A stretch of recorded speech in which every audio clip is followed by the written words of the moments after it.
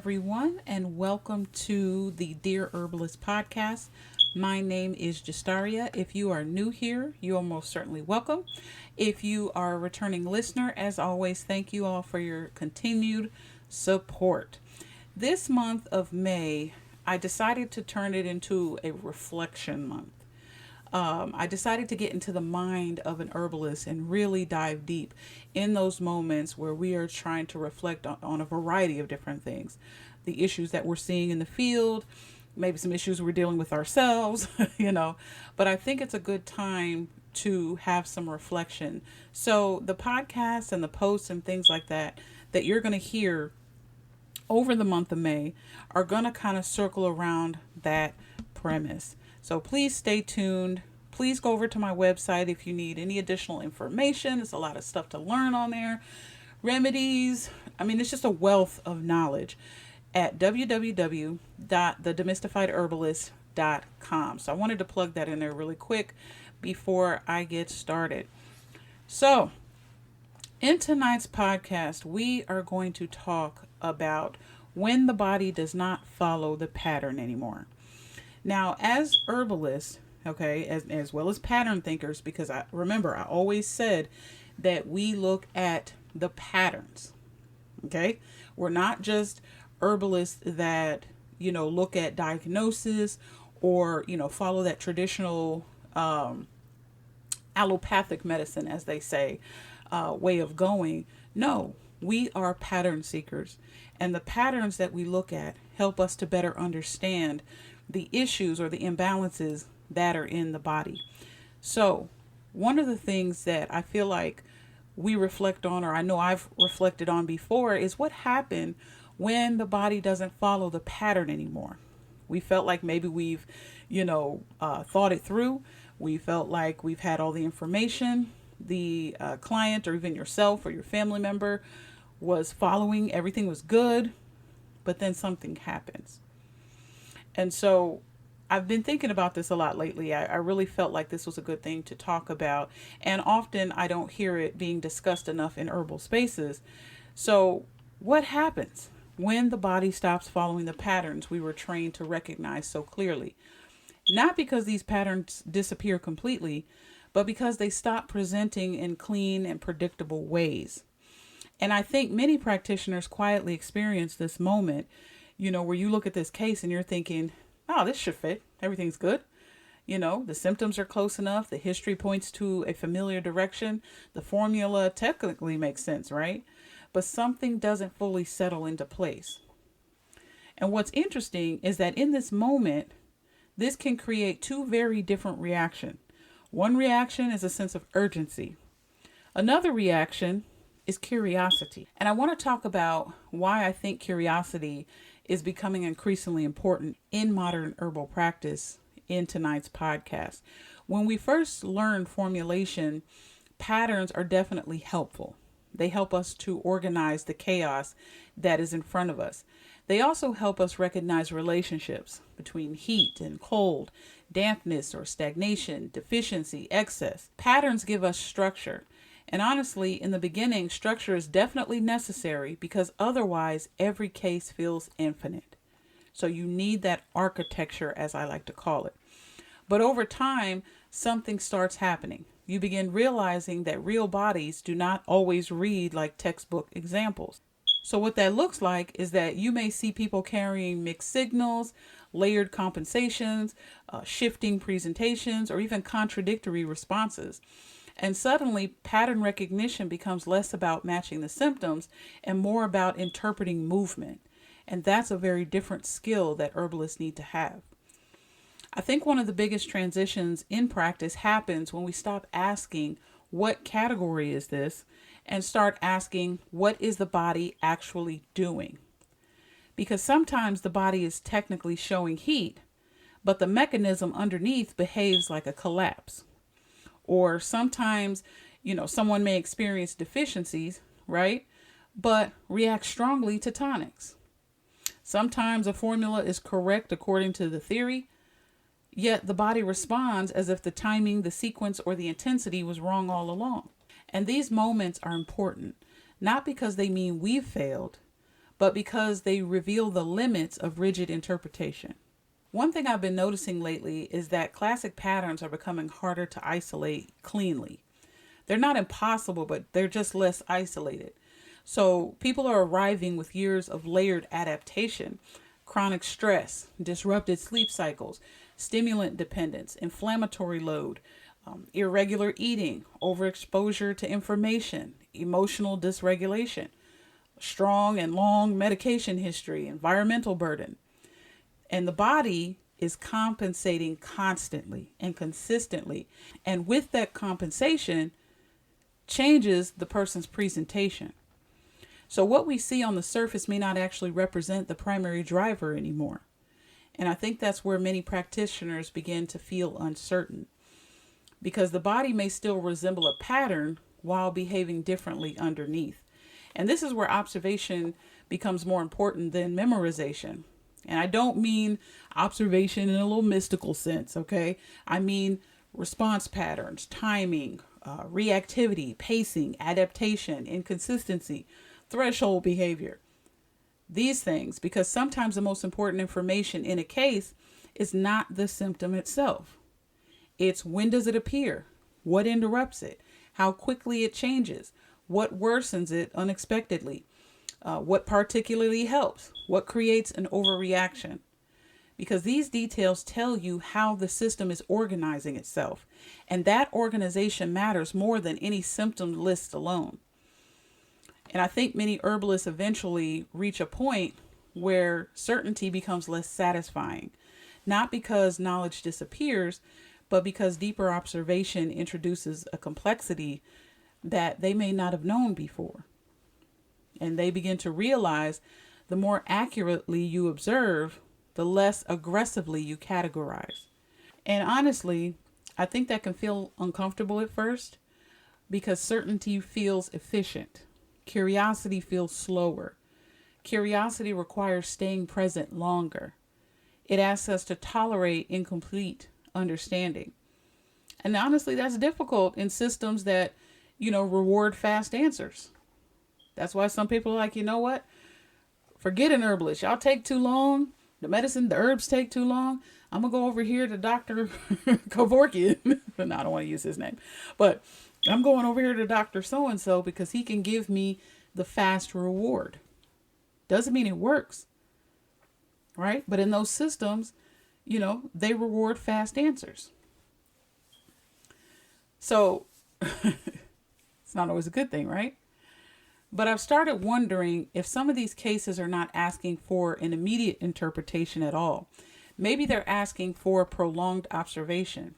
Maybe some systems reveal themselves only after enough pressure is removed, or enough rhythm is restored, or enough compensation quiets down. Because sometimes what looks like a primary imbalance is actually the body surviving another imbalance underneath it. Remember, the body is always trying to overcompensate.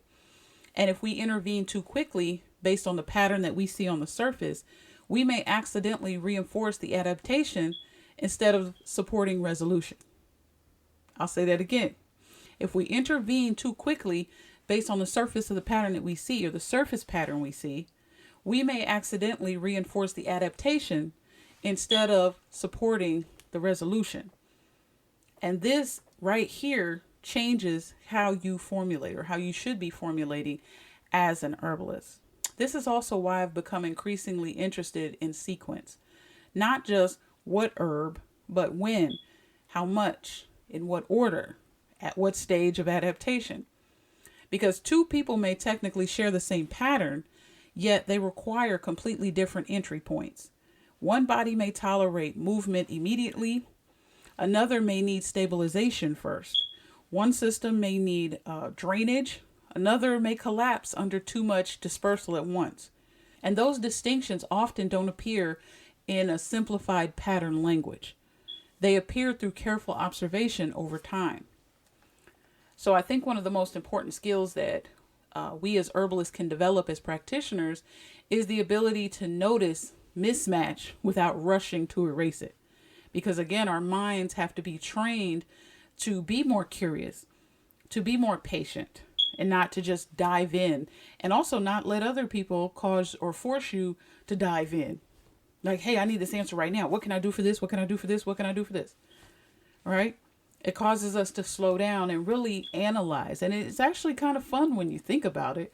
It may seem a little scary at first because you're like, I don't know what I'm looking at. This person is coming to me with 5 different illnesses stacked on top of one. And then they also don't sleep at night. And their symptoms are all over the place. Right. But mismatch is informative. So when something doesn't line up, that doesn't automatically mean confusion. Sometimes it means the body is showing us something more layered than our current framework actually explains. And I think this is where practice becomes less mechanical, because eventually you stop trying to force every presentation into a clean certainty. You stop trying to fit it like, oh, this must be this disorder, or this must be this imbalance. It has these 3 symptoms that tie to this. Yep, that's what it is. Nope. Instead, what you do is you begin to listen for coherence. Does the body's response make sense? Does the pacing make sense? Does the progression make sense? Does the compensation make sense? Not, how can I label this real quick? But you're asking, can I understand what this system is attempting to do? That is very important. That's how we have to look at it. That is a very different orientation than, can I label this very quickly? What is the body trying to do? What is the system that is impacted? What is it trying to do? This shift, and it's a really mental shift, right? Because in herbal medicine, a lot of times people are just learning, plug and play, or they're learning memorization of a lot of different things. But they don't have the decision frameworks. And these are the things that I'm working on. So stay tuned for that stuff. But these are the things that I'm working on to help herbalists understand how to make the decision.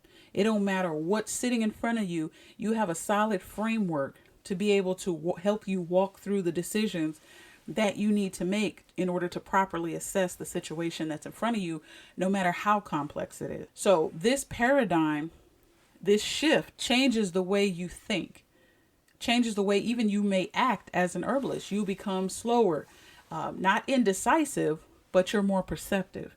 You stop reacting to every symptom immediately, and then you slow down and start recognizing patterns inside of patterns. You begin seeing that some symptoms are actually protective strategies. Some exhaustion is guarded activation. Some inflammation is unstable compensation. Some stagnation is containment. And when you look at it in these ways and you discover it that way, suddenly the body stops looking so disorganized. And it doesn't seem like a huge mountain or a huge task that you have to climb. It starts looking adaptive. And that perspective as herbalists changes everything. So if you've been feeling lately like cases are less straightforward, formulas are behaving differently, the patterns that you're noticing, they're harder to really isolate, and certainty feels less available, I don't necessarily think that means that your clinical thinking is getting weaker. It may actually mean that your observation is getting more refined, because refined observation often interrupts simplistic certainty. I'll say that again. Refined observation often interprets simplistic certainty. And maybe that's not the problem. Maybe that's not the problem. Maybe it's maturity. Maybe you're growing and you're developing.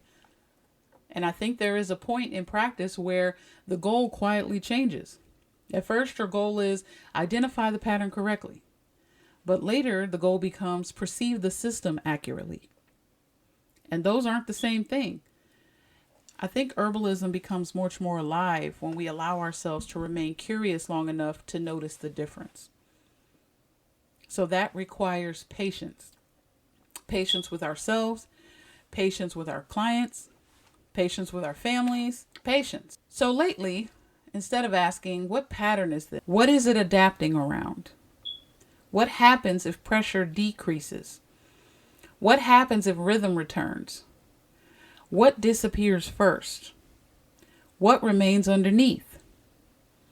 And honestly, those questions have been teaching me more. The more I ask myself those things and come from that perspective, these questions have been teaching me more than certainty ever did.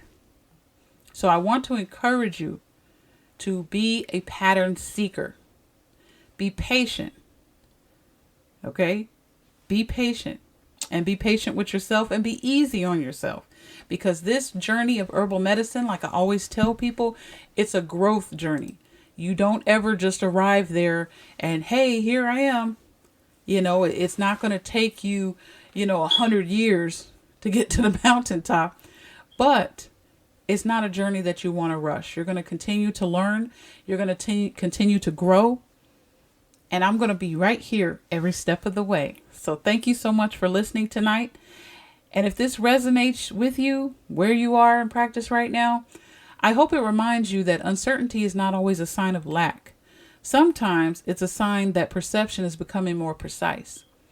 And sometimes clearer seeing begins exactly where rigid certainty ends.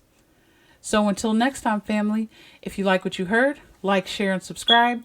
Follow me on all of my social media sites at The Demystified Herbalist. And until next time, family, I'm out.